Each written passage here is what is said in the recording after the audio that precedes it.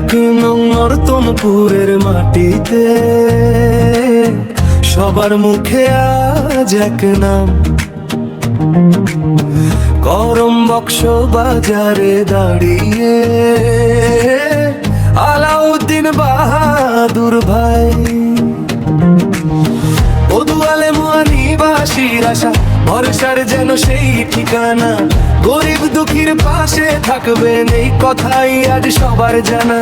কারো ঘরে হাসি ফোটাতে, কারো দুঃখ নিতে কাঁধে, মানুষের সুরে মানুষ গড়ে এগিয়ে চলেন সাদায় সাথে। আলাউদ্দিন বাহাদুর